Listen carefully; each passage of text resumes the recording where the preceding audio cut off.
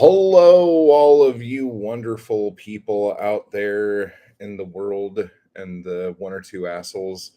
I hope you guys are all doing well today. Even the assholes, I hope you guys are doing well.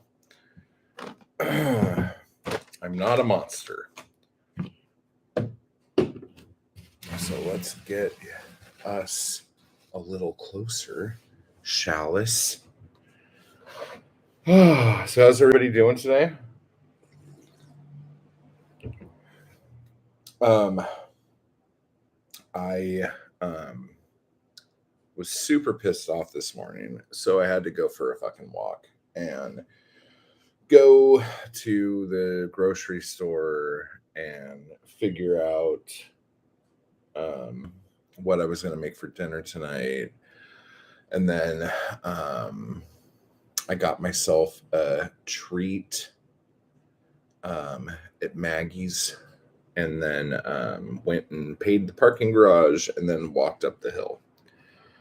Put the groceries away, made some coffee, made a cigarette, and here I am with you fine folks. Ethan, I will try to whisper. Hope you're doing well, man. Hope you're doing well. So, there are quite a few things that we're going to be going over today because there is an elephant in the room, be it small, it's still here and made the last 3 days of my life kind of hectic. So we will be talking about that. We're also going to be talking about the Ask Me Anything Else thing for episode 50 of the I Hate Matt Wall Poetry podcast. If you have any questions that are not about poetry, not about writing, not about publishing, not about anything, if you have any questions about anything else, send those to me at ihatemattwall@gmail.com and I will read them on the episode 50 AMAE. Is how that's going to go. JH, how are you doing, my friend? Nice. Some other issues.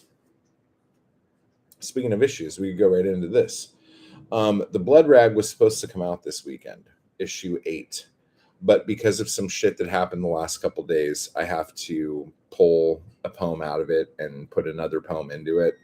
So that is like backing me up a couple days. So, and I got to fucking reformat the whole thing now because of this little snafu. So that will be that.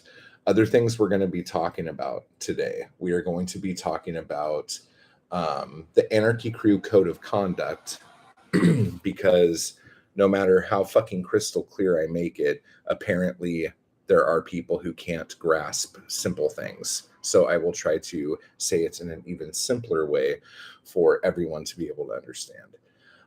We will be talking about what a vanity press is because there are some people out there who try to act like they know what the fuck they're talking about and have actually no idea what a vanity press is and just throw the word around like one, I don't know, drinks water. I don't know what the metaphor would be there.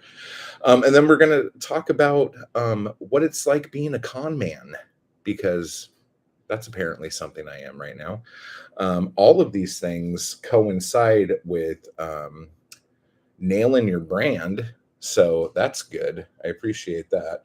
And then at the end of this, like we could do questions or anything like that, but we're also going to talk about my problems I've been having with the tubes here, not with insane people, but with actual like behind the scenes YouTube algorithm monetization shit, because that's getting kind of weird. Actually, let's just start with that. So this whole YouTube thing, Jeremy, I'm pretty sure a vanity is a little desk piece of furniture. Press is to push it down on something. Yeah, I think that's pretty much what it is. But you know, some people have different interpretations of things, and that's fine. But yeah, so what's going on with YouTube? You've heard me talk about this a little bit in the past here and there, where um like my and I seriously think it all started um when I took part in that anonymous survey that YouTube wanted the creators to do. Ever since I did that, like I've been getting like slammed on everything. Um yeah, confidence, man. They gain your confidence. That's the bad part about it. Um and so this whole thing, like every video I've been putting out has been getting flagged. And I'm sitting there going, well, in this one I say some bad words, in this one I was drinking a beer, in this one I might have had a smoke, in this one blah blah blah. And I started going down the list of all the things that like probably could have happened. And if I wanted to take the time to go through and edit the videos and like do all that stuff, I guess I could do that. I think I'm gonna start doing like I'm gonna bleep myself, so that'll be horribly annoying. Obviously, on member videos I won't do that, but on the other ones I will. But so I put up a video that was like super short, said nothing wrong, was just energetic and chirpy as hell, and that one also is ad restricted. So I finally bit the bullet, even though everyone says don't even do this because once you're on their radar, you're fucked. But I requested a review because I don't understand. Like, if I do everything the way I'm supposed to do it and I follow all the rules and I'm still getting restricted, I don't know. I don't know what the fuck I'm doing. So that was just a quick little talk about that. How's everybody else doing in the room today? Jeremy's on fucking fire. He's cracking the quips, dude. Look out. Jeremy's on it.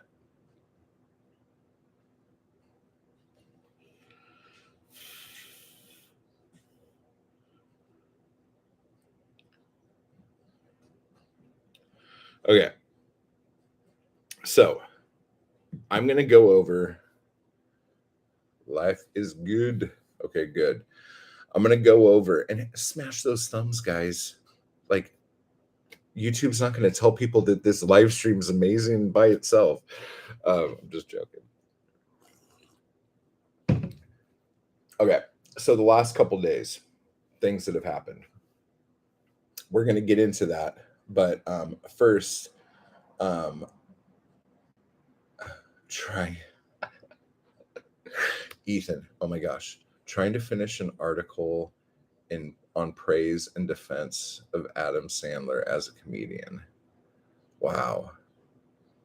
That would be an interesting piece. That would be an interesting piece. I just watched this movie that he was in a little while ago called crap, I can't remember what it was called, but it was a Christmas movie. And he is just one note. He like sings and plays the ukulele and stuff and does his weird little kid voice the whole time. Um, and I'm like wondering if like when I saw that originally, if I would have thought that was charming, like, oh, that's cute. But now knowing that that's like one of his shticks, it's like not charming at all. And it like totally dragged the movie down for me. God, I can't remember what it was called. It was a Christmas movie with Madeline Kahn and Steve Martin and Juliette Lewis. Other than that, I don't know. Yo. Oh yeah, I'm gonna be doing mixed nuts. Thank you so much. That's what it's called. Yeah. Yeah, I'm gonna be doing some cooking in a little bit too. I'm making red beans and rice with sausage and stuff in it, and cornbread. Yeah. Okay, so let me explain what Anarchy Crew is. And I don't know why I have to keep doing this because I think it's very simple, but I think people have been so ingrained with what things are supposed to be like that when you make something very simple for people, like they can't fucking fathom it. So here's the deal. The Poetic Anarchy course, Anarchy Crew, the whole deal. It is so you will create freely. That's it. Just create freely. Almost every lesson that's in there, even though it's focused on poetry, can be used for any kind of art there is. Whether it's painting, sculpting, and I say this, I've said it a million times. It is just for you to create. Okay? It's not for critique. It is not for um, contests, like to see who's better. It's not for judgment. It's not for any of that. All it is unlocking the potential that everyone has to be an artist, a creator of some kind. That's it. Okay? That's all there is. So when people come in wanting hard criticism, wanting hard critiques, you're not going to get them. And I've done a video about this quite recently, actually, where I was explaining if I critique your work to where I would like it the most, I would be robbing your voice and putting my voice into your work. Okay? If I'm going to go through all those troubles, I'll just write myself. Like I don't need to read your work to get to that point. Okay? There's no point in it to me. So when I have critiqued people in the past, these are some of the things that happened. One, I either took things because I didn't read enough of their work to see the things that they did and see how they played with the words and the lines. And I took stuff away. Oh, what's up? I took stuff away and then realized later, like, oh, that whole thing, that's one of their shticks. That's their voice. That's what makes their stuff unique. And I was taking that away. So I don't want to do that anymore. Second, most of the times when I give um, writers critiques that they ask for, they immediately say, "Well, I don't agree with that, so I'm not going to change that." So what the fuck am I wasting my time for? Don't fucking ask. Okay, like I don't understand this fascination, and I think a lot of it is people who come from academia where they feel like they're not worth anything unless somebody judges them. And it's so fucking exhausting. Nobody fucking cares. Like, you need to be able to be happy with the stuff you make on your own. You know what I'm saying? And yes, some people will say, well, it is really helpful and blah, blah, blah. Great. It's really fucking helpful. Do that somewhere else. I don't give a shit. Okay. Because it's really helpful to mold somebody into someone's image. I don't want to do that. I just want you guys to create. I want you guys to write. I want you to be constantly making stuff. Okay? It's an important like spiritual deep down inside thing, you know? Um searching for validation. Yeah, it's just like it's not what this is. So if you need that, go elsewhere because I can guarantee you right now there are tons of places who would be willing to take your money to tell you that you're no good. So have at it, folks. Knock yourselves out. So, with that said, knowing what Anarchy Crew is and you being able to do and create however you want, with whatever style you want, the whole fucking thing, because the important thing is you creating and knowing that I'm not going to give a shit how you do it. The next thing you have to understand is I don't want your criticism for other people in the Anarchy Crew. Nobody fucking asked for it. Shut your fucking mouth. Nobody cares. I really don't fucking care how smart you think you are. I don't care how educated you think you are. I don't care how good you think your stuff is. Nobody gives a shit, because that's not what this is about. Nobody fucking cares. All you are supposed to do, stay in your lane, create, and be emotionally supportive for the other people in the crew. Nobody is asking for anyone's advice, critiques, or the whole thing. No one. Nobody cares at all. Okay. So, with all of this said, now we talk about the elephant in the room, which I was not going to do today, but somebody keeps putting videos up, taking videos down, putting videos up, taking videos down, putting videos up, taking videos down. And they're putting the videos up and down, kind of like the messages I was getting all night, 2 nights ago. Like, oh, I'm really, really sorry. Oh, you're a piece of shit, motherfucker. Oh, I'm really, really sorry. Who the fuck do you think you are, you motherfucking piece of shit? Oh, God. Oh, you're right. You're right. I'm sorry. I'm sorry. I'm sorry. I can't do it. I cannot do it. Bookish says, I think asking people to read and critique your stuff has value, but only if you could take it. Yes, I agree to an extent, because here's the deal. If someone is out there looking for critiques and looking for advice, because I think what you're saying right here is kind of the unwritten rule to make bad behavior acceptable.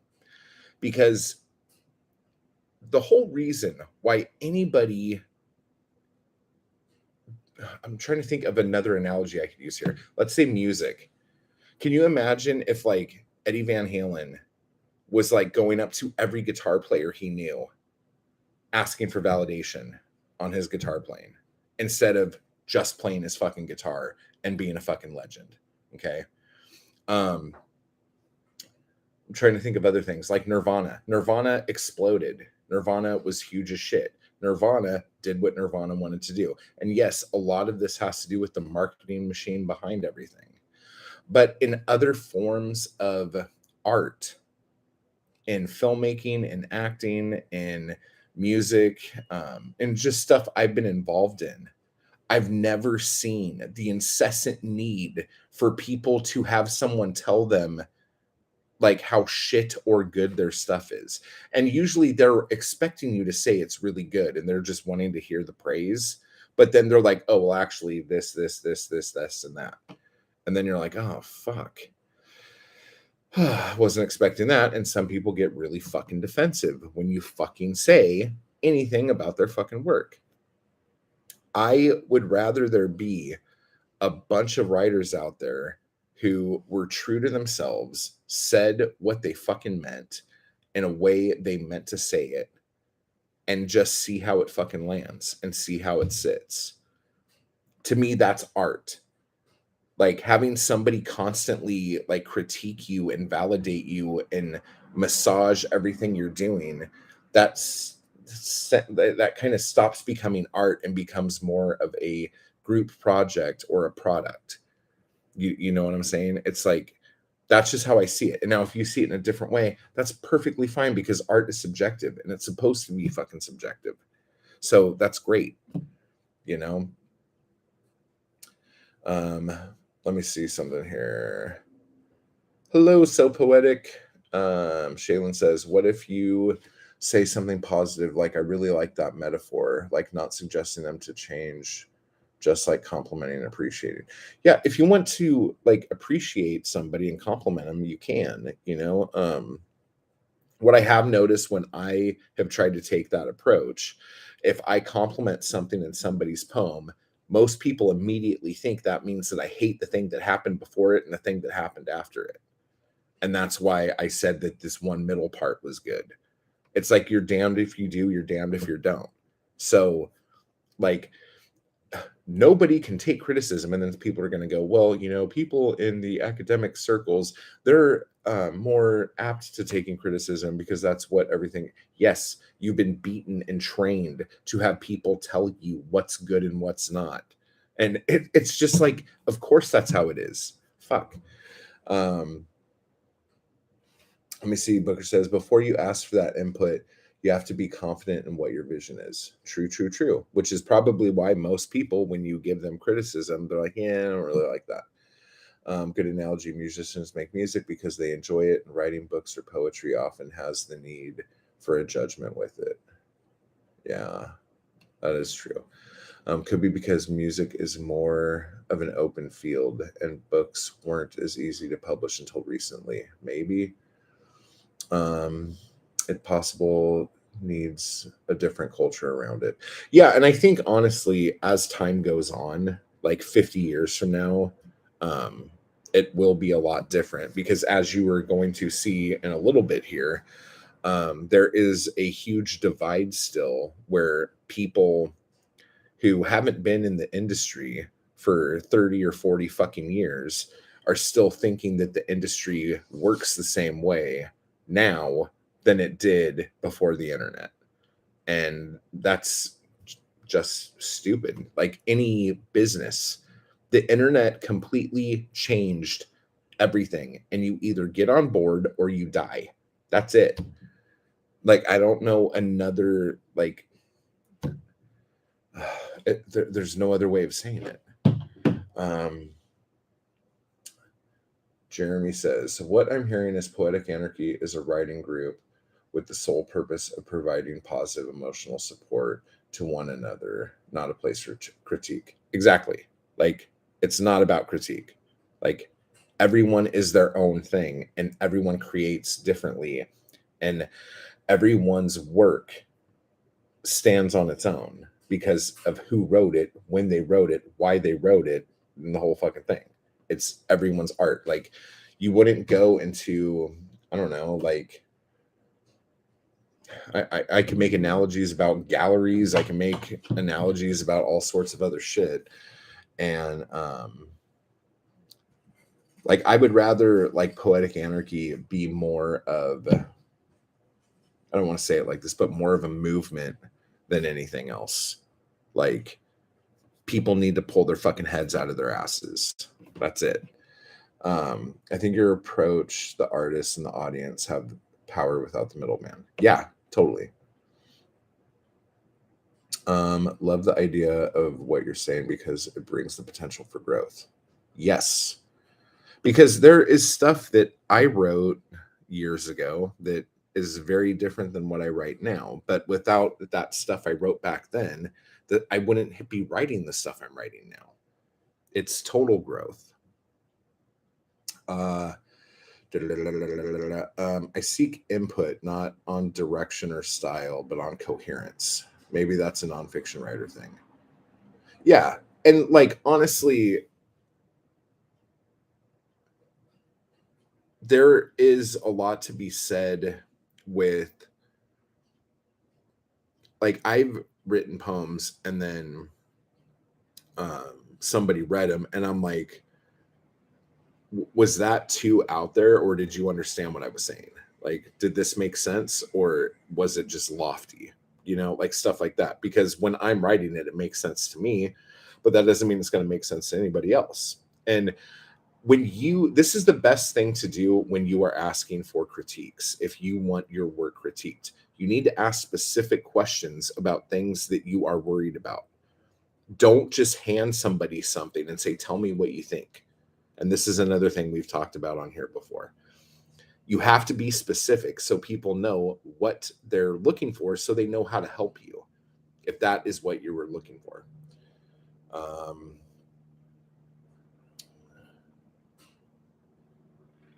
let's see. Would you say that fiction is more personal?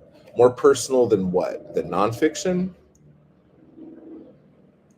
I'm writing a poetry book at the moment that is trying to be objective and filled with characters, but I've noticed it's getting very subjective. Uh, let's see. Um, I sent some poems experimenting with formal elements to Matthew to get his critiques, not so I could change them, but to hear from an experienced formalist what exactly they thought. Okay, so Ethan, let me ask you this question. Now that you got that information from him, or maybe this is something that just happened, but what do you do with that information? Now that you get that information, what do you do with it? Do you change what you're doing? Like what's the plan? Okay, so now that all that's done, um, I I'm not going to mention names right now, because the people in the Anarchy crew who were at the event and all this other stuff, they already know who I'm talking about. Um, and because of the videos that this person posted, some other of you will know who I'm talking about. But I'm trying to remain as calm as I can. I didn't post anything yesterday other than my quick little snide remark, and then I took it down. And then he posted a bunch of videos. And if I would have known those other videos were going to be posted, I probably wouldn't have taken it down. I'm trying to be better about um, completely losing my shit on people, but some people make that really fucking hard to do. um, also, I there's a fine line between somebody being a dick and somebody having problems. And when I'm not 100% sure, and when I have a feeling, but I don't know, it's hard for me to say what to do. Because after all of this, after all the stupid messages I got, after all the videos that went up, after all the fucking people hitting me up yesterday asking me what the fuck was going on with all this shit, I still don't wish ill on this dude. I still like wish him all the best. I just want him gone. Like, good luck on your future endeavors. Like, I don't want you to die. I don't want anything bad to happen to you. I want you to have a wonderful life. Just do it over there, you know? Like, I don't want anything to do with you.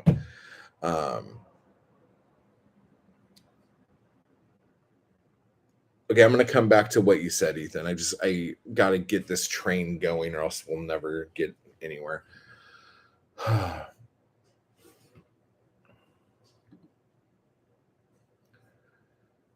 um, JH, dude.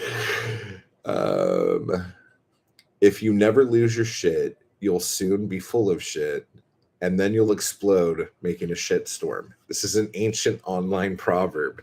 That's hysterical. And thank you, Brian, for saying that.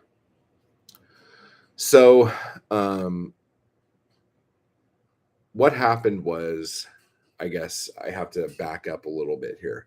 So somebody comes in the Anarchy crew either thinking it's something that it's not, or just not ever paying attention to what it is.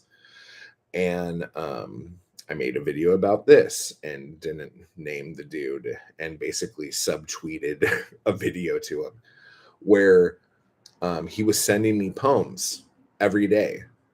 And the thing that like really hurts me about this whole thing is not all of them, but like more than half of the poems he sent me, I thought were fucking amazing. Like really fucking good. And that's what hurts right now more than anything else. That yeah. Anyway. So he was just going like, come on, dude, like I can take it, I'm educated. I went to university, like just lay into me, dude. Tell me what it is. And I'm like, no, I'm not going to do that. And these are the reasons why. And he's like, well, what the hell am I paying you for then? And all this shit. And so I explained to him, like, I'm like, have you watched any of the 100 videos with like lessons and assignments and stuff in them? And he's all, no. And I'm like, okay, well, why don't you fucking start with that? And then we'll have this talk again. And if you don't want to do this, don't do it. It's not for everybody. That's fine. I don't care, you know? So that was that. Then he started watching the members' videos. And in one of the videos, he it's not kind of, he actually did. I can't remember exactly what was said because I think it's been deleted since. But he went after one of the women in the Anarchy crew and just said a bunch of shit about their writing and how they write. And she got freaked out a little bit by it, like was disturbed by it. And then her doubt started creeping in. She got all self-conscious. She didn't know what to do, but she was really mad, but at the same time, and all this shit. And that's exactly what this is not. And I'm not trying to get woke here, but the last thing any writing group needs is old men telling young women what to do. It's a bad fucking look, especially when no one fucking asked you in the first place. You know what I'm saying? So again, I had to talk to him about it and say, you cannot say things like this to anyone in the group. You should not say anything like this to anyone in the group, especially if you don't know them. And, just whatever. Oh, yeah. I'm sorry. I'll apologize. I'll take care of it. Oh, man, I'm really sorry, And then the excuses come in. And I'm not going to say what the excuses were, but every time something like this happens, excuses. So I'm really sorry, but let me tell you why. Okay. Then everything seems cool. And we go to this writing Zoom that we were going to do on Friday. And I told everyone a week in advance. On Friday, we're going to do this writing thing. Okay. We're going to meet up in the live stream, the members only live stream beforehand. I'm going to find out who wants to go to the Zoom, and then I'll send everybody Zoom links. And I explained in the live stream how this was going to work. When the Zoom call starts, I explain exactly how it's going to work. Okay. So all of this is public knowledge to the people in the group. He asked me right before I went live, he's like, hey, are we still doing that Zoom thing? And I said, yes, we are. And he's like, cool, because there's tons of stuff I want to talk about. And I'm like, well, the Zoom thing, like if you want to talk, come to the live stream. But the Zoom thing is like a workshop. It's like writing exercises, like prompts. Everyone like goes silent for 10 minutes, types, comes out, and then we read what we wrote. And then we go into the next prompt. Okay.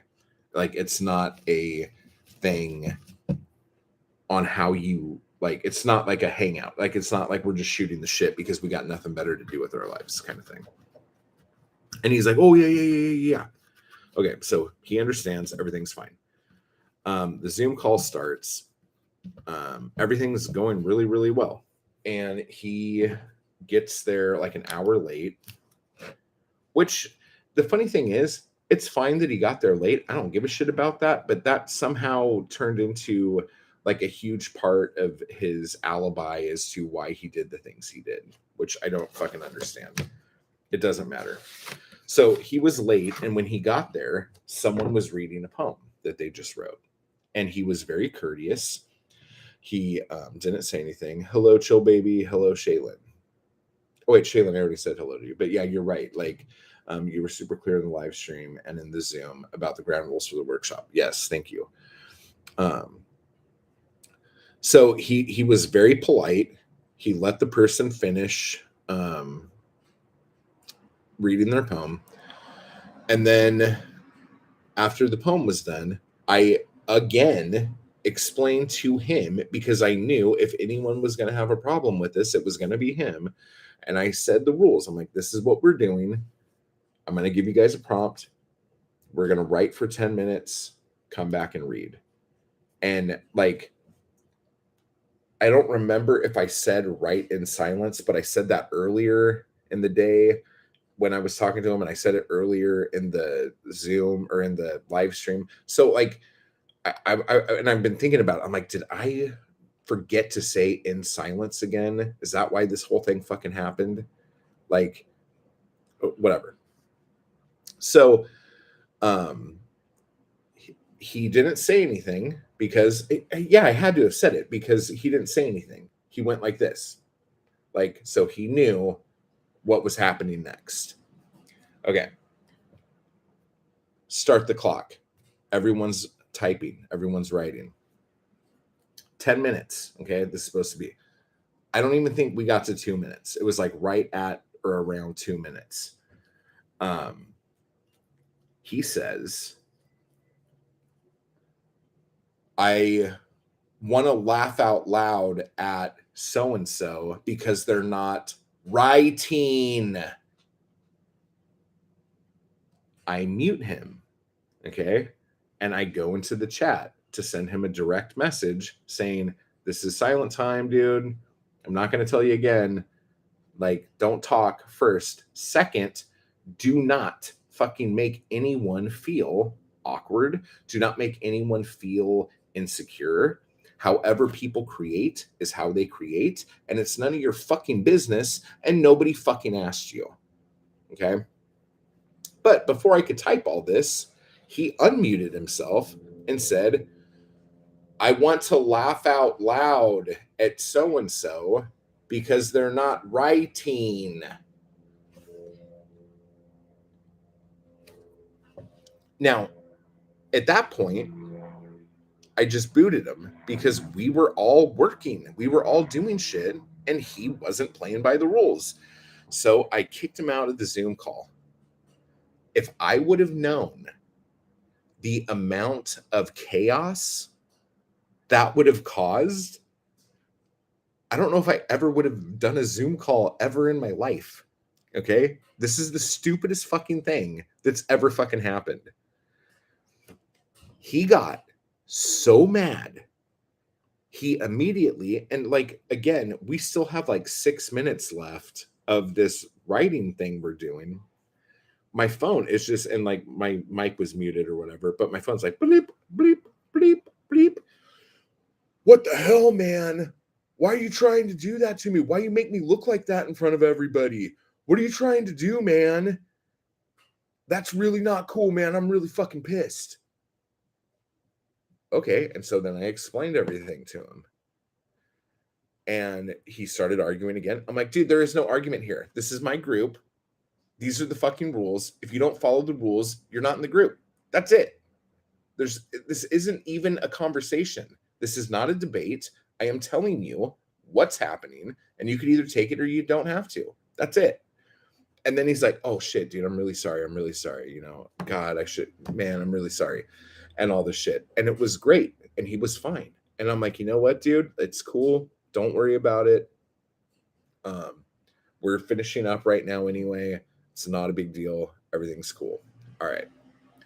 Then I did the stupid fucking thing. This is the stupid thing I did. I stood up, started making dinner. My kid called. I was on the phone with my kid for an hour. Kid was going through some shit. And then I sat down and ate the dinner that I cooked. Picked up my phone. All these messages. You piece of shit. Why aren't you responding to me? God, I'm sorry. You know, I'm sorry. I just, what? Why? I don't understand why you're not. And just like going off and calling me a motherfucker, a piece of shit. Fuck you, dude. That's not cool what you did. The whole thing. Like, we're rehashing everything all over again. And so I just said to him, I'm like, dude, look, here are the things that are going on. This is not cool how you are talking to me. I do not want to be verbally abused by you anymore. you blow me up all the fucking time, and if I don't respond to you right away, I'm a piece of shit. Because this has happened numerous times. But now that it's about something in particular, I was upset. So I blocked him. I blocked him on Voxer. I blocked him on YouTube. I blocked him on Gmail. I blocked him across the board. Now, because I blocked this person and they could not lash out at me and get the attention that they wanted so bad, this person goes on a ridiculous string of making stupid fucking videos that just make them look sad and stupid. And then I made a little video, and I was intending it mainly for Anarchy Crew people because they were there when this thing fucking went down, but I didn't click it and it went to everybody. So fault on this guy. And I said, hey, everybody, watch Al's meltdown here. He's completely lost it. Oh, shit, I just said his name. Fuck, I wasn't supposed to do that. Anyway, so hopefully you guys just weren't paying attention right there. Anyway, so I left this thing, and I'm like, I shared his video, okay? And I said, go give this guy some love, okay? He obviously needs it. And I said some other shit in there too, but like, I'm serious. Like, the dude needs attention. He needs people to talk to. Like, what the fuck? You know? But I was being snarky, and I said some shit I shouldn't have said. And then I felt bad about it and took the post down. Okay, whatever. I don't know if anyone saw it or what. I think I got one comment on it from somebody. But other than that, I don't know if anybody saw it. So then I go back, and now I'm seeing all these videos. Matt Wall is a con man. Small press, or no, self-publishing equals yuck, because that's how fucking adults talk. And there were just all these videos, and a couple of the videos were the same video. He just gave it different names. And then he started doing this kind of threatening thing where he did like a tarot reading and then had like this like card that said like LA or Hollywood or something like that. And he lifted it up and he's like, or like, and focused in on it. And it's like, dude, I don't fucking give a shit. When I tell you I'm done with you, that's that. We're done. The only reason why we're talking right now is because you made an ass of yourself and you fucking shit all over YouTube. People contacted me about it because I unsubbed to you. I didn't even know you put these videos out until people started sending me messages with the links to the fucking videos. And you're saying a bunch of shit that is not fucking true, and you don't know. So let's just do this real quick. I'm a con man. Matt Wall is a con man. He says it like 3 or 4 fucking times in the video. Okay, this isn't Fox News. Okay, you can't just say something into existence. Like, if you're going to make a statement like this, you need to have some facts behind it. So my question to you, sir, is what did I do that conned you? What did I con you with? Okay, cool. The first video you put out was talking about fuck vanity presses. And you thought that was really going to get my goat. And then in the video, you start talking, and then you realize as you were talking, you can see it happen. You realize, oh shit, he's not a vanity press. Well, you know, chapbooks on Etsy. So clever, dude. Very well done. Like, very well thought out. This got a little personal. I was not aiming for that. But here's the thing. And this goes to anybody. If any of you think I am ripping you off, if any of you think I am conning you out of shit or whatever, just walk away. If you have questions about some stuff, ask me. If you want to debate me on my principles and practices, let me know, and we can do a live stream where you come on here and we can have this little debate.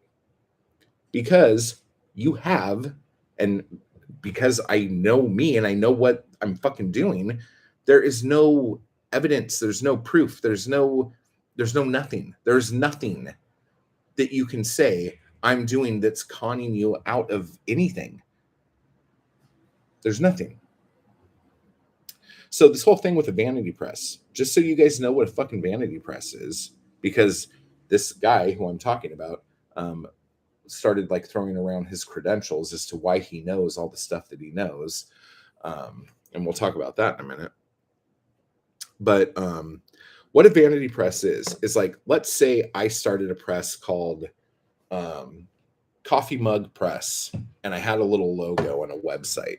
Okay. But as this guy's talking about it, it's before the internet. So, like, he didn't know what a website was at that point. So, Coffee Mug Press.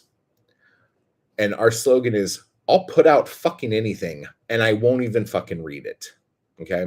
So, this means you can come to me with your fucking manuscript about horse dogs having sex with unicorns. Okay. I'm not going to read it.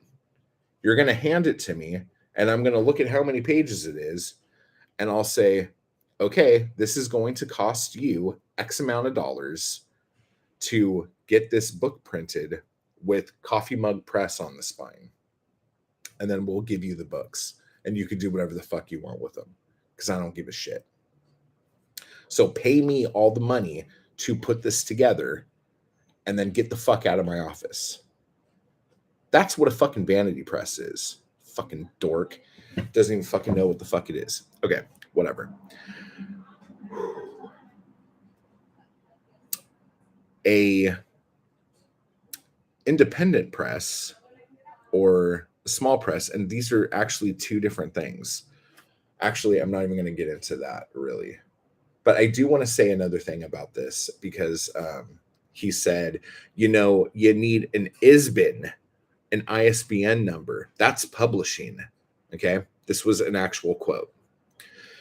The thing about this that is fucking ridiculous, then this means any book that was written before 1970 was not a real book, and publishing did not really exist. The next thing is, any fucking schlub could get ISBN numbers. You can actually buy them in bulk. Anyone can do it. Like, you could buy ISBN numbers for anything you make, whether it's little drawings, whether it's little drawings, anybody could get an ISBN number. They are not hard to get at all.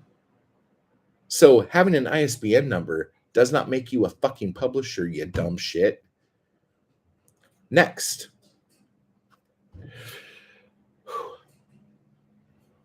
The the little thing about publishing on Amazon, that's just not real. That's not publishing. Okay, here is the truth. And in the comments, some people talked some shit on this. Whatever, it's fine. Conversations were had. Great. Are there a lot of books published on Amazon?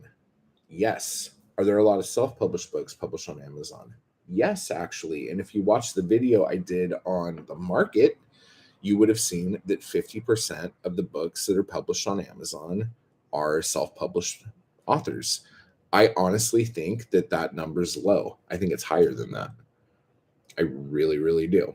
But I think because a lot of self-published authors end up starting their own presses, even if it's just to put their own shit out, and they're making such good money that you can now be called a press. Because another thing that people who haven't been in the publishing industry since 1990 don't know, all you have to do to have your press be acknowledged by Amazon to sell on Amazon with barcodes is to write Amazon an email and say, hey, these books I'm putting out, they're actually with a press now. This is what it's called. It's my small press. And Amazon goes, oh, okay, we'll change that. Bob's your uncle. Fanny's your aunt. It's all done. It's really, really easy to do these things. Okay. Now, if you want to live in the fantasy world that being a starving artist is something that people should strive for, then I'm not going to be able to talk you off of that ledge. But there are a lot of self-published authors who make more money selling their not books than people who have books out with major publishers. And I know that that's a hard pill for you to swallow and that it doesn't make any sense, but it's the fucking truth. There are stats up the ass. You could look up, it's called Google. You can find all of this information. Okay. So just because you say, no, it's not. Just because you say that does not make any actual statistical proof not exist. It's, I don't know. I don't even know what to say. Here's the other thing I'm going to say. When, because the reason why this person can say these things is because, their resume speaks for itself. I'm going to tell you a little something here. This guy was a editor for a period at a university magazine. Okay. And then at another point started another magazine, or maybe didn't start, but worked at another magazine that was funded by the university, or this was the same thing because it was both at ASU. Okay. I have known a lot of editors over the years. And what I found out, this is tricky. Becoming an editor is really fucking easy. I've seen people who have no business tying their shoes become an editor for a place. And usually they're out within a year or two, depending on politics of where they're at and stuff like that. Sometimes a lot quicker. So when someone tells me, oh, I was the editor of blankety blank blank blank, to me, that just says, oh, you got fired. Interesting. Being an editor of something is about as impressive as a gnat flying off of a rotted vegetable. Okay. Being an editor, currently an editor, that's impressive. Being a current editor for a period of time, that is impressive. A used to be editor is boring. Okay. And since a lot of this makes you sleepy and self-promotion, yuck, like, I don't know what you think is how things work, but it's just, I don't know.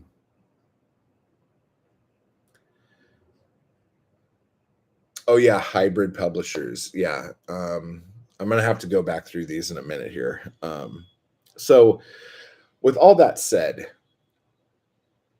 coming out and making accusations about me or slandering me and shit like that because you got mad, you got kicked out of a Zoom call is the most fucking infantile, fucking petulant, fucking child fucking thing I could fucking think of.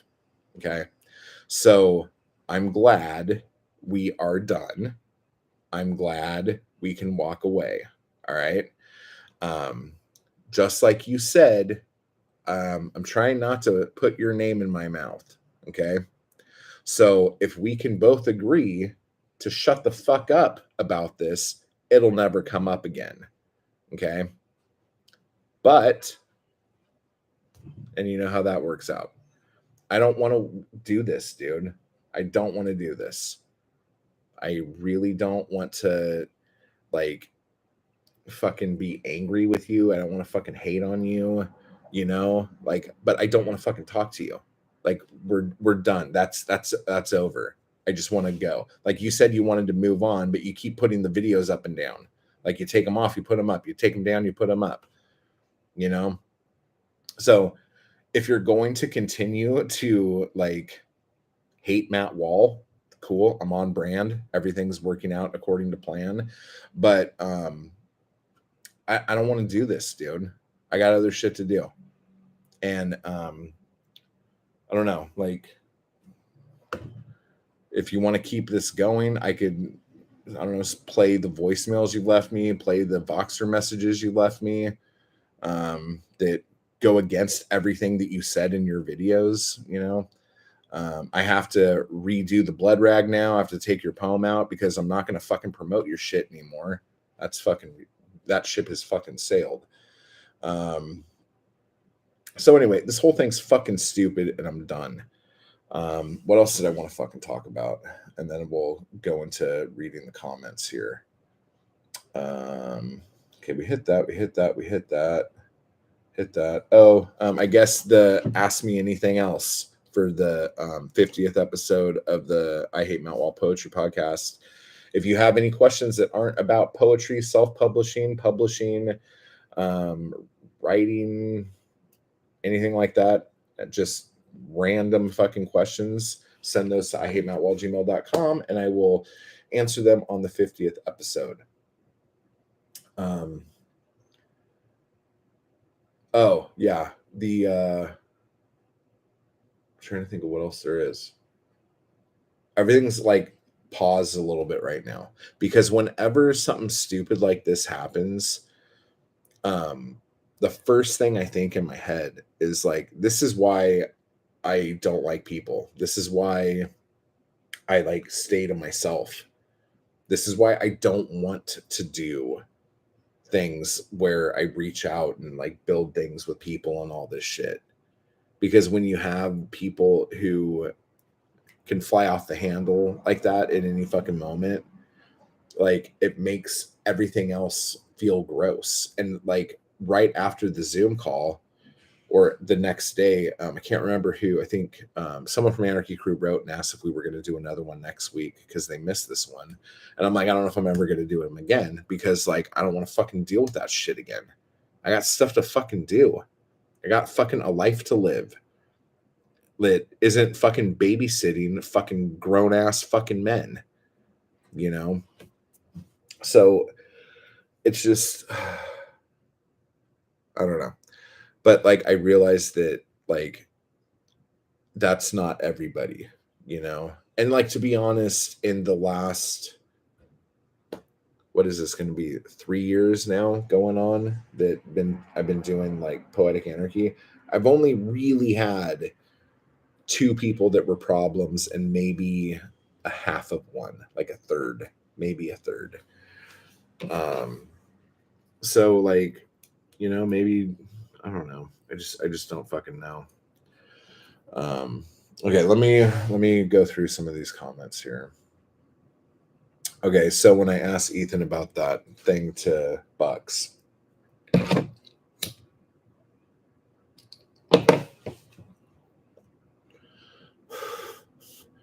in 2 of the poems, I'm not changing them, but just noting how certain kinds of audiences would feel about him. One of the poems, he pointed out incoherences and tweak without changing my experimentation. Okay. I see what you're saying. Let's see. Shaylin says, oh yeah, I already read that. Working man. Man, I missed some shit. Yeah, dude. Like, it was okay. Gareth says, oh man, this is awful. Sounds like you had a situation that some plonker wanted to control and take over. Dude, I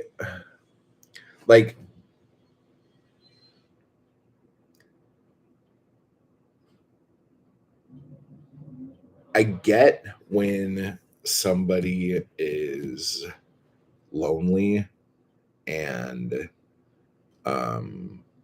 wanting any kind of like friendship or companionship or just somebody to fucking like shoot the shit with. But when you don't get that, when somebody cuts you off and then you turn your YouTube channel into old man screaming at clouds for no fucking reason, this is the kind of behavior that people call harassment and that people say is stalkery and shit like that. Like, you have to fucking let things go, but then at the same time, you need to be coherent enough to realize that you already made that decision and not like forget because of certain reasons and then start doing it all over again. You know, it's just, I don't know. He just wants to pick a fight. Yeah. And I don't even think it's a fight because I swear to God, if I unblocked him on Voxer and just said, "Hey man, how you doing? We cool?" Like, he would be totally cool. But again, like, why the fuck would I want to have anyone like that in my life who is going to fucking explode when they don't get their way and then be nice when you apologize to them for doing nothing? And then that's the other thing that pisses me off. The person that he fucking went off on or tried to just say the stupid little thing fucking wrote me an email apologizing to me for the thing happening. Like, it was her fault. And that's exactly what I didn't want to have fucking happen because of him saying stupid shit like that. So, him breaking the rules and doing something wrong caused another person to feel like if they had only done this different, none of this would have happened. And that's when I lost it. That's when I was like, no, you have nothing to fucking apologize for. You did nothing wrong. This guy's fucking bad behavior is the fucking problem, not you. You did not do anything. Ugh. Oh, Jesus fucking Christ. This is wild. It must have been so stressful. Yeah. Caitlin, I missed everything. Good for you. But Caitlin, you were probably doing like 17 things at once while like standing on one foot, maybe riding a unicycle, like spinning dishes on sticks, you know. Jade says vanity press is such a sassy term. Love it. Over here we call them hybrid publishers. Yeah, there are some people that call it that here too. And I think how it is now is like, we're a publisher, you know, by logo only, and you give us money and we'll put your book out. Oh, but wait, if you give us more money, we'll even distribute it on our website that no one looks at. But you have to pay us to do that kind of thing. And it's just like, here's the thing. If anyone asks you to pay to have your book made, fuck them. Okay? Like, you can do it yourself. When Bloodshed Press gets going and it starts, I am never going to ask you for money to put your book out. Okay? That's not going to fucking happen. Okay? Because that's not what publishers fucking do. Publishers find work that they believe in and they fucking push it. That's what publishers do. It's so, oh my God. Okay. Brian, thank you for saying that. What a shame. I just looked. Oh, no. I just looked at his channel and they're still there. And he's literally saying all self-publishing is bullshit. Yeah, and that's another thing that someone from Anarchy Crew pointed out, that is like, he made these videos shitting on all this stuff that he was like super cool with 24 hours ago. And when he shits on all of that, he's shitting on all the people in Anarchy Crew. And that's like, and some of the people in the crew took offense to that. And I completely understand. And the funny thing is, he doesn't believe any of this shit, because like in the Voxer messages I have from him, he was wanting to, like, in his apology to me, like the last thing he said was he wants to invest in my company because he believes in what I'm doing. Okay. So like, and like, not to be a dick, but like he's talking shit on the chapbooks and all this other shit. And like the whole like, well, who's laughing now? Like, that dude bought chapbooks from me. He bought broadsides from me. And he did videos on the chapbooks that he bought from me. And like, I don't know, like, I have your money and now you're suddenly mad about it. Like, is that how I conned you? Like, I don't understand. I don't know how to get through and try to wrestle around with this. But whatever. Um Jeremy says on BookTube, it's a bold move to attack all self-published authors. Yes, that is a true statement. But like, I don't know, like I'm not trying to be a dick, but like he doesn't have a lot of people who watch his channel. He even says in his videos, I don't know if he said it lately, but that he gets in trouble a lot and loses subscribers all the time because he says shit, because that's just how he is and all this other stuff. So like if I know how that is, like if I wasn't so candid with my words, I would have a lot more subs. I know that, but I think I'm doing okay. So whatever. um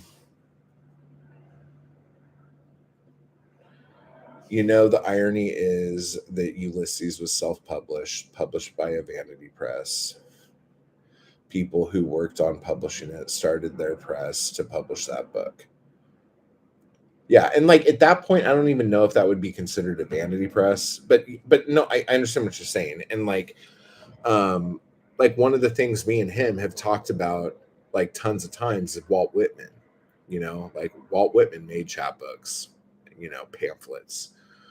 And I think in one of the videos he did, or in a comment or something, he said something like, "Yeah, but he's no Walt Whitman," and that's for fucking sure.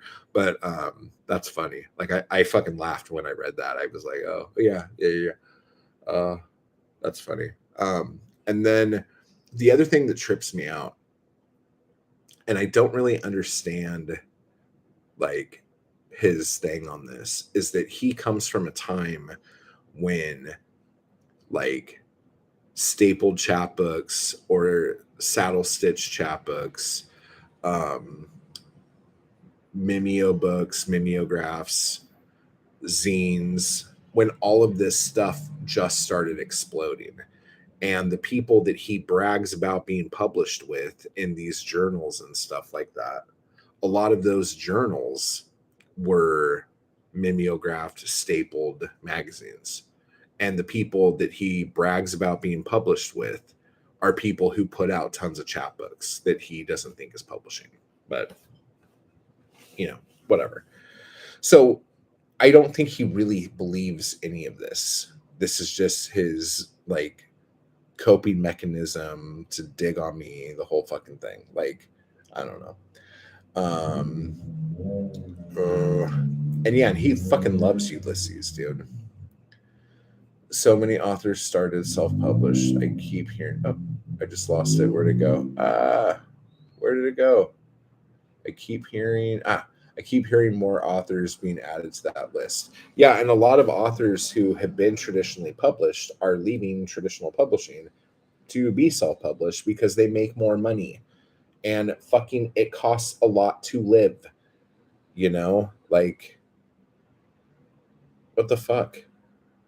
The Penguin Random House Simon Schuster trial should have taught us many lessons. And I think everyone who's a writer who wants to get their books out needs to really fucking think about what the fuck they're going to do over the next 2 years. Like it's important.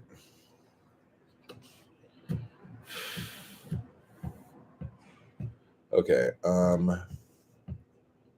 Has he heard of Andy Weir? Yeah.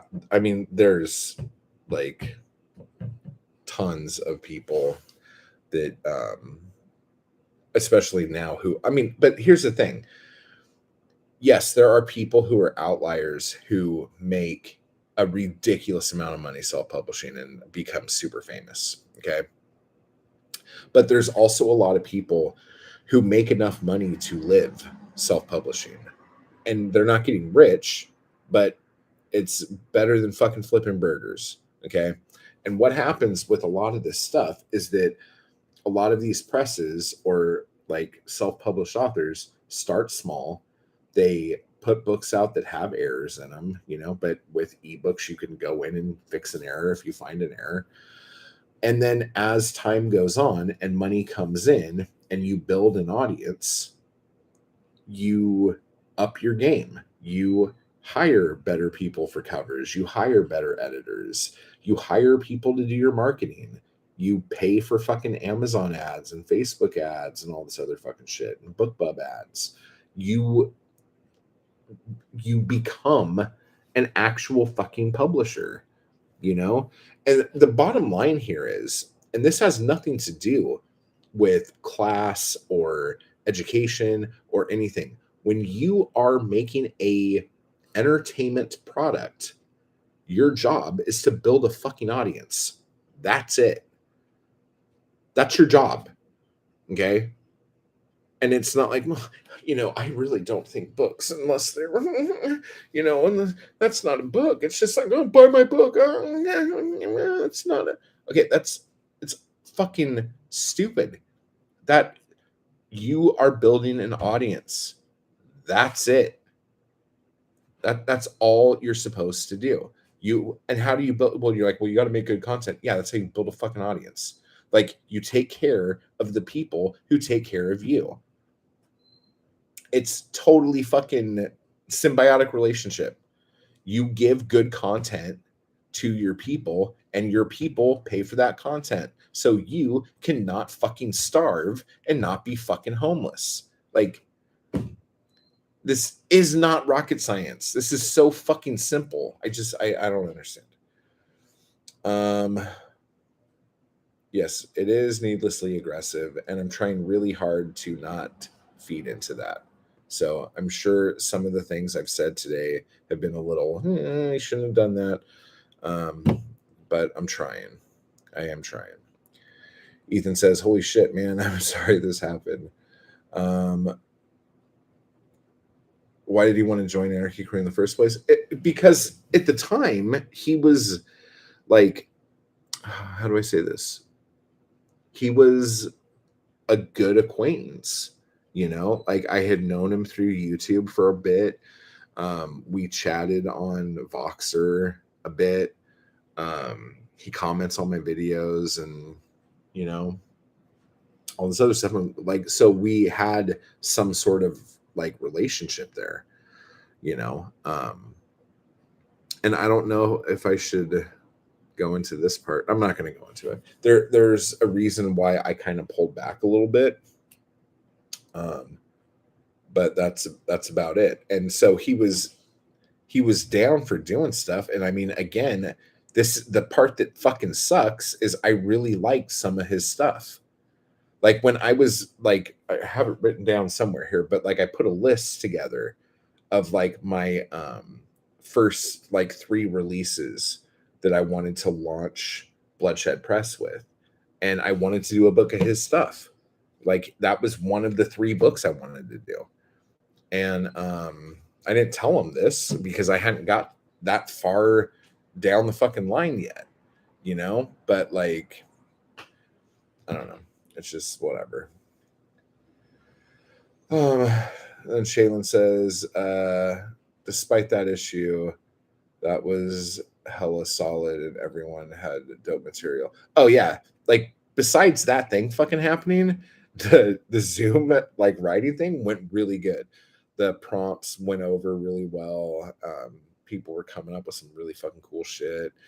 And I really, like, we were talking about it in the thing, I really like how a lot of the prompts started with us just writing about seemingly mundane things, and then all of a sudden it turns into some like really deep, profound fucking shit. That was great. Like, that was like my favorite part of the whole fucking thing.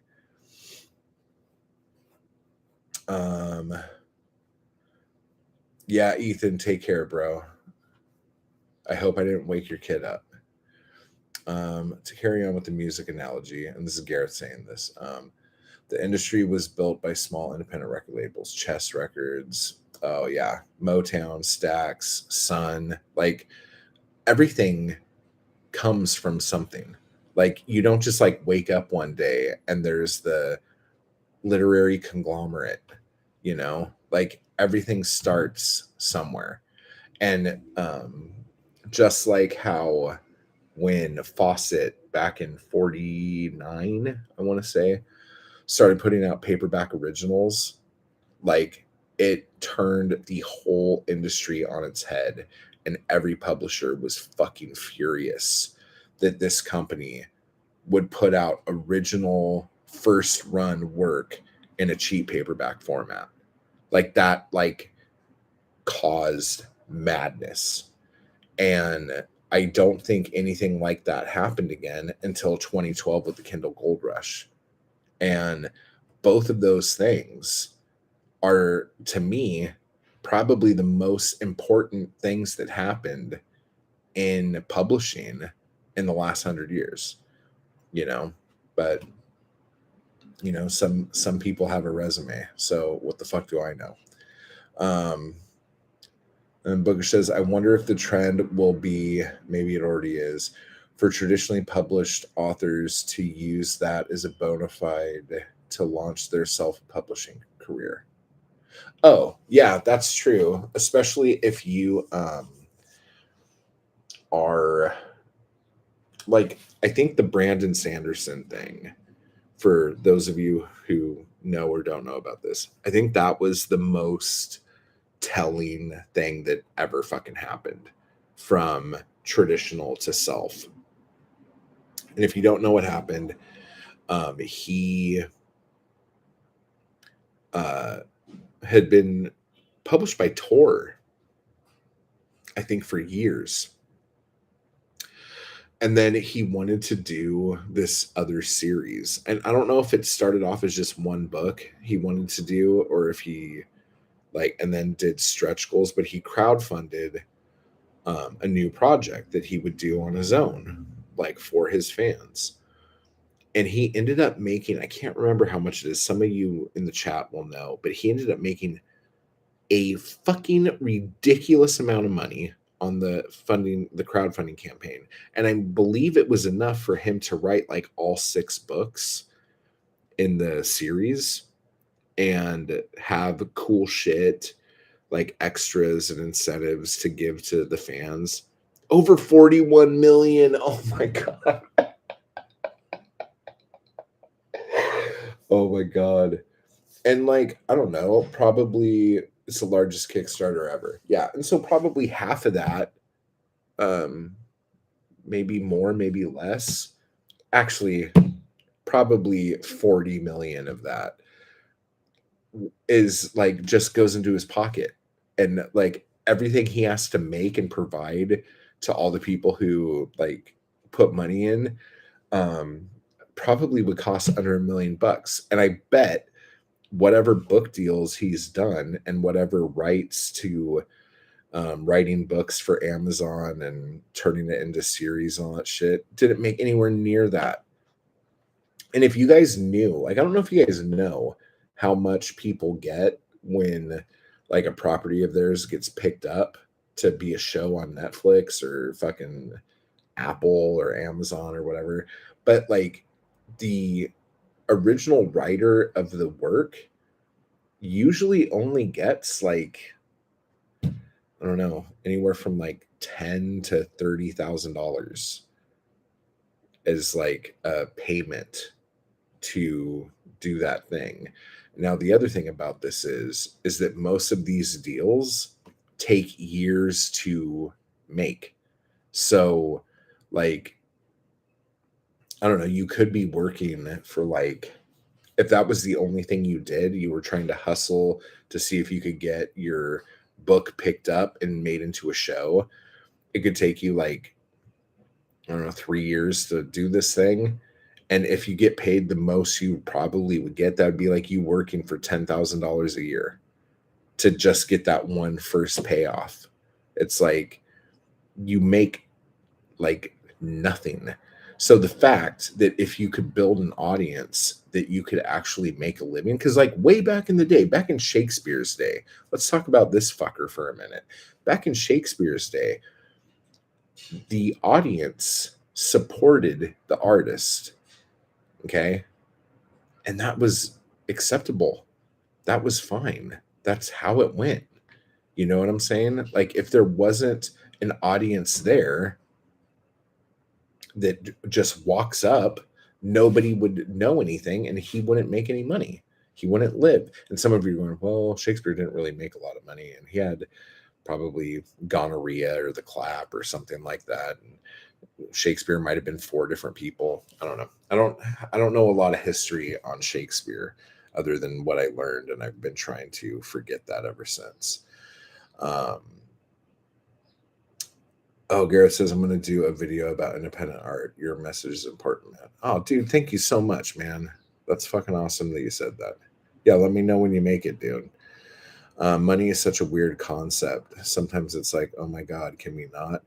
Yeah, and I can't wait to post the thing, dude. Post the talk, because that blew my mind. And I've talked to a couple people about some of the shit we talked about, and I was just like, dude, it was so fucking weird. It's so just fucking alien to me, dude. And it's amazing that, you know, there's a place where some of that stuff is easier, I guess is the best way to put it. So in case you guys are wondering, me and JH have a conversation on the podcast that is coming out on Wednesday.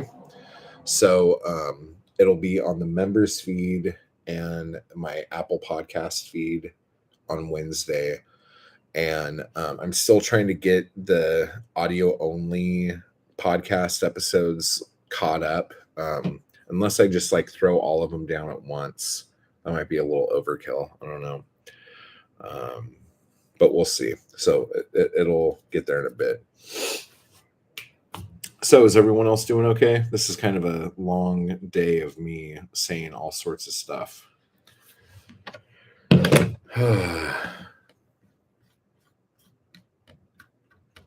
But I just want to say too, like, those of you who had to endure the stuff that went down, whether you were there or whether you hit me up yesterday or whether, you know, whatever. I just want to thank you for all your patience and support. It means a lot.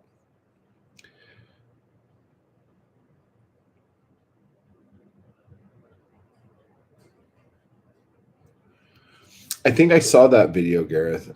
Is that the one where you were backstage? Or it was like right after a show?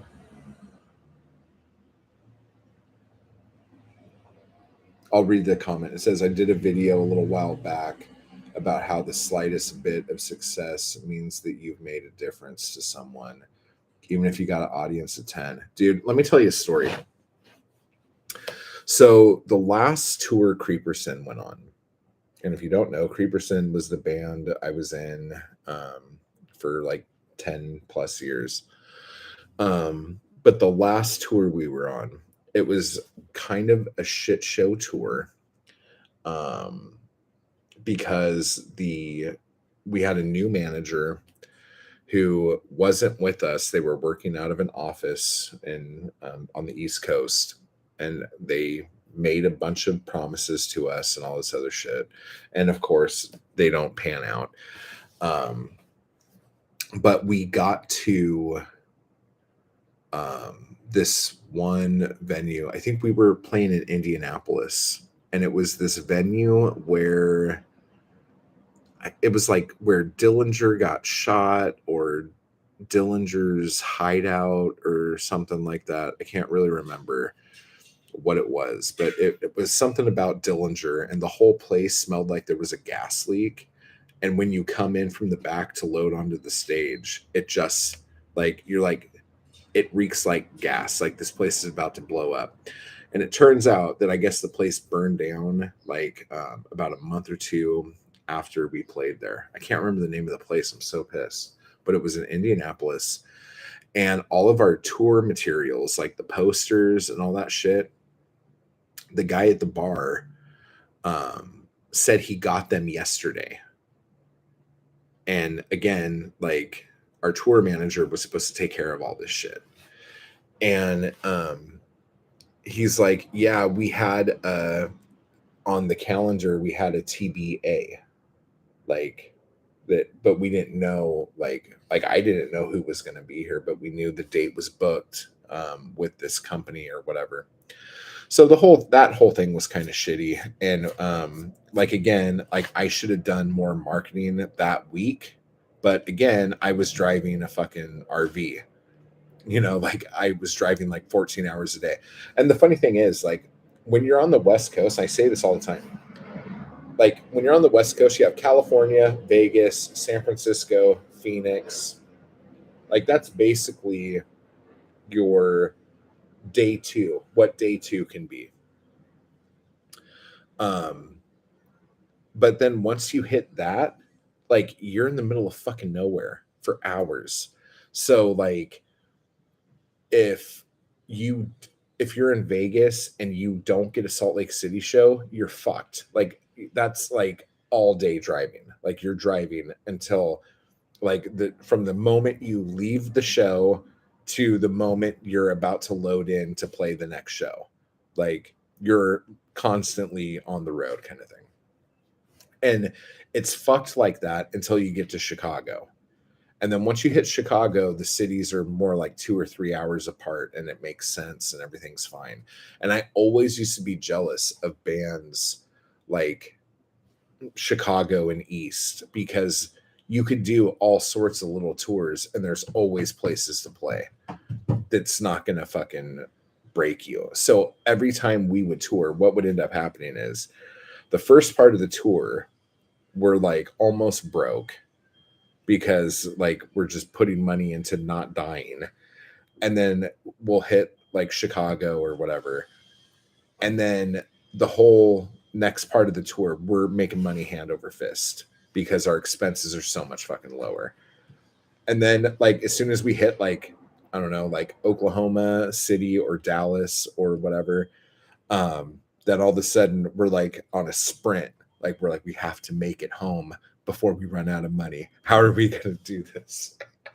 And on the last Creeperson tour, we made it to about an hour away from home before like one of us had to like use like our savings to pay for gas to get the rest of the way. So that wasn't like a huge thing. And the other thing that sucks about that is that we ran out of a lot of our merch. Like where was that? I think it was Oklahoma. Like we ran out of merch in Norman, Oklahoma. And we still had 3 shows or 4 shows and we had no merch. So it was just like we were getting like the money we would get from the door if anyone fucking promoted the goddamn show. But anyway, so this whole thing with Indianapolis, and this is going back to what Gareth said like a million years ago. So we're playing the show, and like obviously, like on our website and on MySpace or Facebook or whatever the fuck we were using to promote shit, like we had said, like, okay, this night we're in Indianapolis, whatever. And it was a shit night. It was like a Tuesday or something. It wasn't like a good day to be in an A town. And we got there, and I can't even remember if there was another band. I don't think there was another band playing. And there were 2 people there. It was a couple, and then the bartender. And we were just like, oh shit. And the place was kind of L-shaped, and it was kind of the area where the band played, for it being a little bar, was actually kind of big. So no one being there, it was just like, oh fuck, dude. Like, are you fucking with me right now? So we're like, fuck it, let's play, let's go, let's do the thing. So we're playing, and the chick was like right up on the stage, like just like fucking like right, and she was just like totally into it, like yeah, like all doing the thing. And it was so funny because like after every song we did, she would fucking do the fucking thing, lift her shirt up, tits out, and just go like wow, the whole fucking thing. And then we would play another song, and she'd be like right up there, like screaming songs back, and then lift her shirt up and tits out and scream. And it was just like after the show, like we were all of us felt it was so funny because we were talking like, okay, so we just played for one person, and that person was so fucking excited to see us. That person it was just like we played a show for them and they fucking loved it. And that made us feel really fucking good. And even though, and honestly, she ended up buying a shit ton of merch, which was nice of her to do anyway. I mean, paying to get in to a room by herself and then buying a bunch of merch was really fucking cool. But like, it was just one of those moments where you're like, wow, like, it's okay that we didn't really make any money tonight. That was really fucking cool. And probably I'm saying that because the next place we were going to was only like 45 minutes away or an hour away. So that made it cool. If we had to drive 14 hours after that show, I might have fucking oh my god. Oh, listen to me. But yeah, so like even if you just touch one person, like it's important, going back to what you said. I don't know. I started my analogy had a lot of boobs in it, so sorry about that. Let me see here. Chill Baby says, I'm the worst salesman. All I can count on is my content building a fan base. Oh, that's better. These are bifocals and I still don't know how to use them. And that they'll accept that I don't have the ability or desire to bribe or coerce them. Yeah. This is not a plan based on intelligence, just on knowing myself. That's funny, actually. Let me see. I don't know if this is going to mean anything to anybody, but for the longest time, I always thought of myself as a really bad salesperson. Like, just, I was the shits at it. Like, I felt like I could sell other people's shit really, really good. But when it came to my stuff, I would get like really like kind of standoffish and a little like little just kind of freaked out. And then instead of like coming up with like a sales strategy, all I did was just say like I'm going to be myself and hope that's enough. And ever since I decided to just do that, like everything else has fallen into place. Like um when I'm being genuine, I don't have to talk in sales talk, like I just talk about what I have, and that becomes a sales talk. I don't know if this makes any sense how I'm saying this, but like I tried for a very long time to be hard salesman, dude, and it just didn't work. It didn't fit. And as soon as I accepted that I'm just going to be me, all of that shit just got really easy. I don't know if that makes any sense. Um, putting money or numbers into definitions of being legit is negative and ignorant. Yeah, Gareth. Yeah. And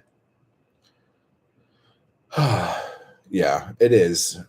And the thing that's sad about this, and I'm not saying this is everybody, but a lot of people who share that view come from a certain place and a certain time, and there is no growth there. It's like this is what it was like when I was blank, so this is how it should always be. Dude, if anyone's gonna bitch about that, it should be fucking me, dude. I when I was in high school and just out of high school, I made enough money being in a local band that was my job. Like I made cassette tapes and played shows and silk screened t-shirts and made zines, and that was enough. You can't say that now.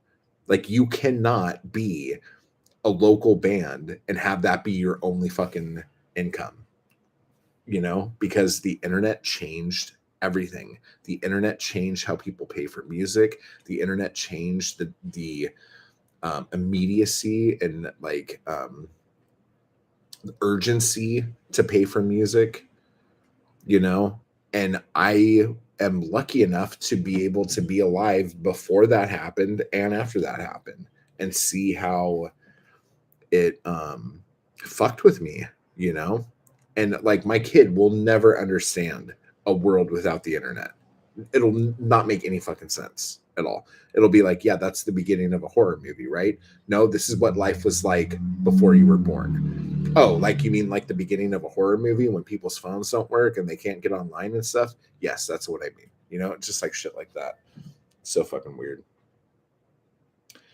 Oh, then you said yes, it was right after a show. Um, it was when I appeared as a guest songwriter. Yeah, yeah, yeah, yeah. That's fucking awesome, dude. That's so fucking cool. The only thing like that that ever happened to me that I thought was really fucking cool was yeah, it was after the first Creeperson album came out. It wasn't even the second album hadn't even come out yet. Um, and MySpace was still a fucking thing. There was a band in Mexico City, and I can't remember the name of the band. But they hit me up because they were like, "Hey, we love your shit. Um, we're a cover band, and we've been playing a bunch of your songs, and we recorded because we had an EP out at the time. The album was out, but they just had the EP. So the EP was called The Following Preview is Rated R kind of thing. And they had covered all those songs at a show they played that sounded like they had more people there than any show we were fucking playing. And but they covered it in Spanish. And it was so fucking cool. I was just like, what? Like I felt like so like honored that not only would someone give a fuck, but give that much of a fuck and then let me know about it. That's not really at all what you said, because like your thing was kind of big and cool, and everyone should go over to his channel and see what he's talking about. But that like really made me that popped me big. Bunny, hey, you've been here forever, and I'm just still running the fucking liquor here. Sorry about that. Um, oh, you're not seeing any messages? Oh shit. I hope you have plans to write a memoir. Okay, so here's the truth about the memoir thing. Okay. So I am writing, and I put it up on Kindle Vella, the first 5 chapters, but I'm writing a memoir of my filmmaking days called Hollywood. And I stopped writing it because I was trying to just see if I liked the platform, but I'm not a huge fan of how Vella works. But I'm going to be writing that as a book. But then I also want to do a book about my music life, like a memoir of that, and um, like doing record labels, going on tours, being the biggest band slut on the galaxy just so I could put a show together. Like I used to play a different instrument in every band so I could have enough bands on a bill to put on a show, so all of us could have money to go to fucking Denny's for the next 3 nights. You know what I'm saying? Like, um, I didn't need much, guys. But yeah, so I'm thinking about doing all this shit. I was originally thinking about doing it all at once, but like, good God, like that's kind of indulgent. Like, at least like people who are into filmmaking, they could read a book about filmmaking. People who are into punk rock and fucking music and look at the music one. And I don't know. I don't know if the rest of my life is interesting enough to write anything else about it. And publish it yourself. Yeah, I'm gonna publish it myself. Um, no one has to apologize for chesticles. Oh yeah, I think I'm like, did someone in the comments say something about? Okay. Gritting like mad with this story. It's what it's all about. Band anecdotes. Oh my god. This is amazing. The same conversation I have with my students. Dude, MySpace was the best fucking thing ever. Like, if you were in a band, MySpace, you can do anything. Like, you could book your whole tour on MySpace. You could get in touch with all different bands. The networking through music on MySpace, nothing has touched that since then. All of these fucking social media platforms trying to do the thing, nothing can touch how amazing the music scene was with MySpace. I'm just gonna fucking say it, dude. I'm just gonna say it. MySpace gave me the best time of my life. Thanks to MySpace, I did a 5-week gig in Thailand. Airfare, all food and drink, and hotel paid for by the booking agent. Hell yes, dude. Oh my god. Datman, what's up?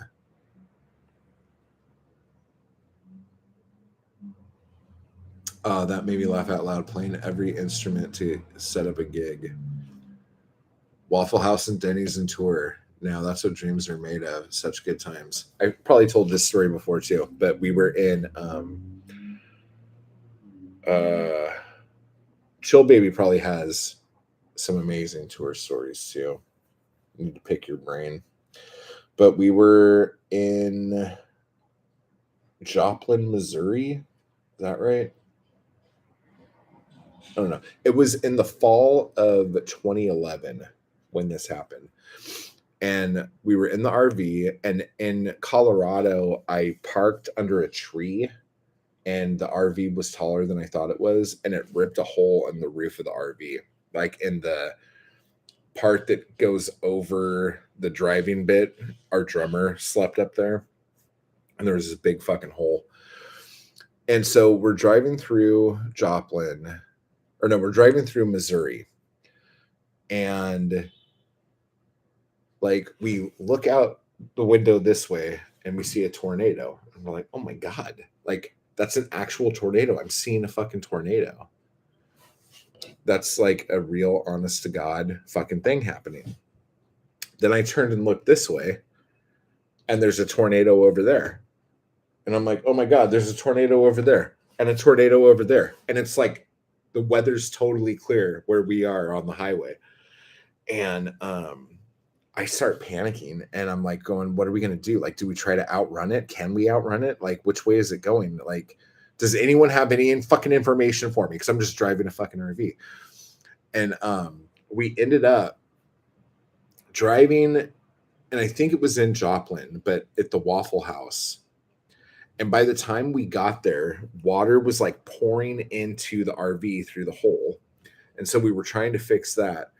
But the parking lot we were in started to flood, and the water started to come in through the door on the RV, like the opening to the body door.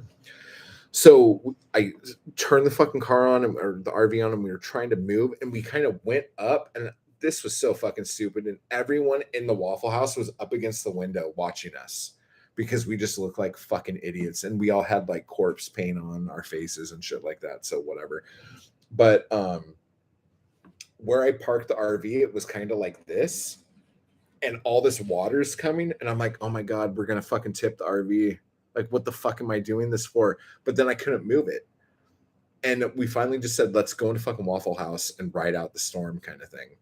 And so we go into Waffle House, and it was like the weirdest thing. This is how horror movies start. You go into the fucking Waffle House that's so dimly fluorescent lit that like you're not sure if you're even awake or not. And everyone in there is in there not because they want to be in there, but because they're stuck and there's nowhere else to go. So there were some truck drivers, there was a couple business people, there was the people who worked at Waffle House, and then us with our faces painted like we're like zombies out of some fucking movie. I haven't fucking slept in like a week and a half. And we just had to fucking ride it out. And luckily the fucking RV didn't tip. The fucking patch we did with the fucking tarp and the duct tape held miraculously. And then it was just funny. We like the sun was coming up by this point, but like we couldn't tell because of the storm. And then as soon as like the storm was gone, like the clouds part, birds chirp, sunlight comes down, and we just watched this flooded parking lot kind of swirl into like these little fucking grates. And then suddenly it's like nothing fucking happened. And then I could see that the RV was parked up on like a curb, like on a fucking median thing in between the Waffle House and the gas station. And I'm like, oh, that makes sense. That's why the fucking thing was like that. But anyway, I have been running this way too much. Let me see here. Why did it disappear? What disappeared?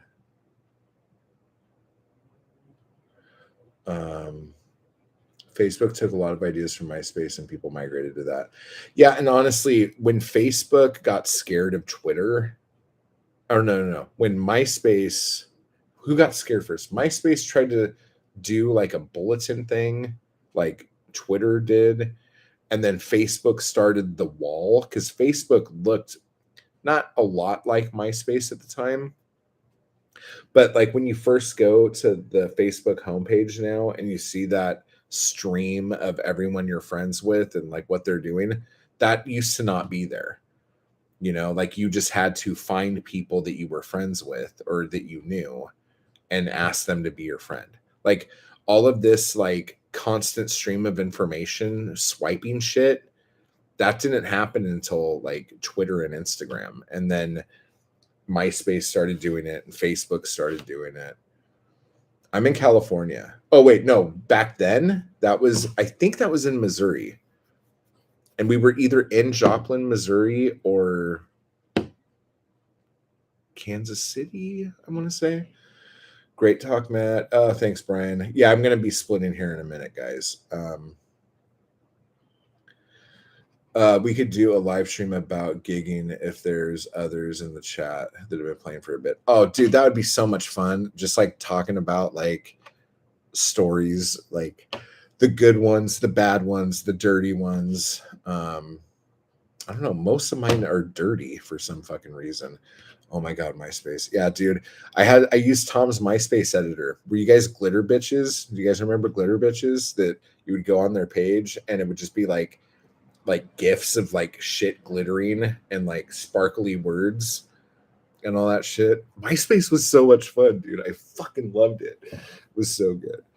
Oh man. Okay, yeah. Now I'm just being ridiculous. I'm cracking my knuckles, and I haven't eaten yet. And when I went to the store to get my stuffs, I bought myself a treat and a chelada.